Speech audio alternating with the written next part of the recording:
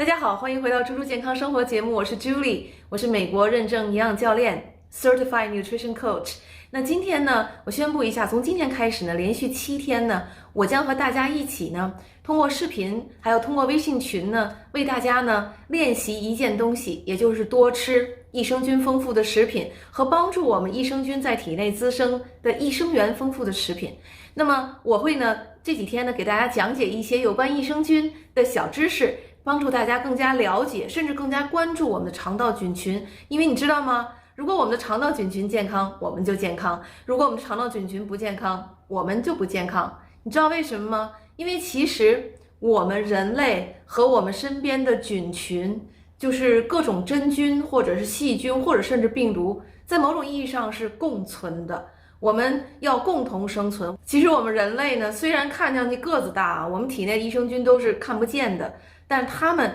往往掌握了我们的命运，他们可以让我们健康或者不健康。当你体内菌群失调的时候，就是当你体内比如说坏菌多于好菌的时候呢，你可能就变得不健康了。还有呢，就当我们体内菌群种类越来越少，其实呢，科学家们发现吧，就是远古人，比如说古埃及人呐，还有现在社会上就世界上的那些原始部落的人，他们的肠胃菌群种类和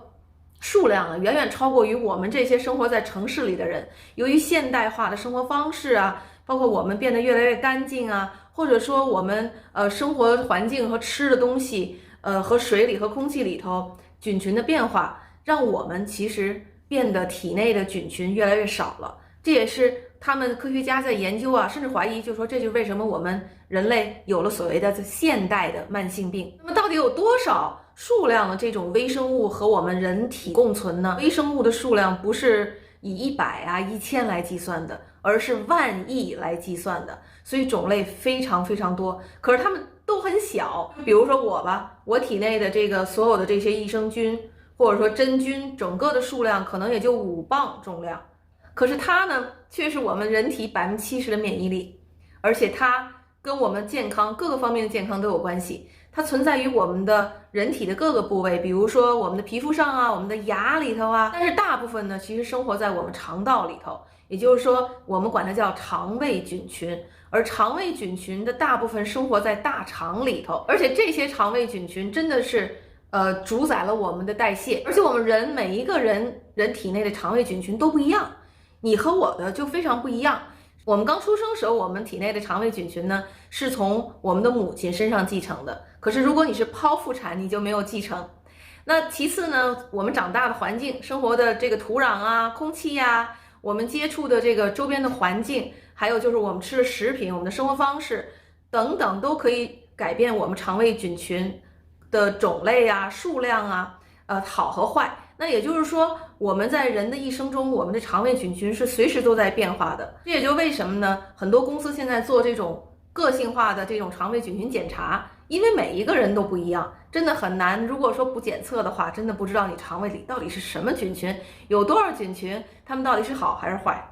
那我们通常把这好菌叫益生菌，也就是大家去买的益生菌胶囊，它叫益生菌，他说这是好菌。那么真的就可以通过吃益生菌胶囊让我们的肠胃菌群变得更好吗？比如说好菌多于坏菌啊，或者提高我们肠胃中菌群的数量呢？我给大家录这期视频，就是斯坦福的研究呢，答案是否定的。不是说靠吃益生菌胶囊我们就能改善我们体内肠胃菌群，因为这个非常取决于每个人的情况。由于我们肠胃菌群的个性化的差异非常大，因为比如说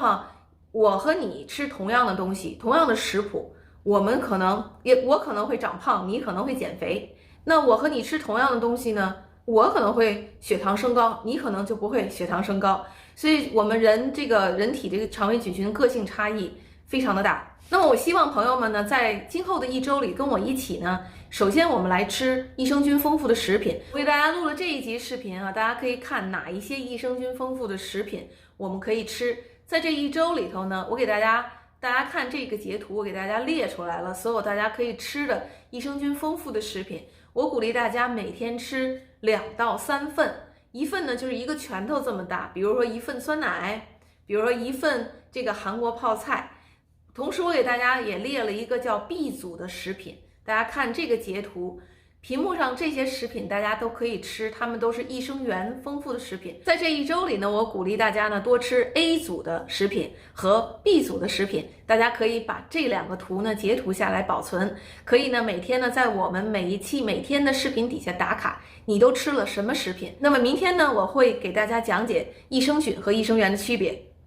好了，如果你喜欢今天的节目，欢迎点赞、转发、收藏。千万不要忘了关注或者订阅我的节目，并且打开小铃铛，请大家关注这一周我上传的每一个视频。那咱们明天见，拜拜。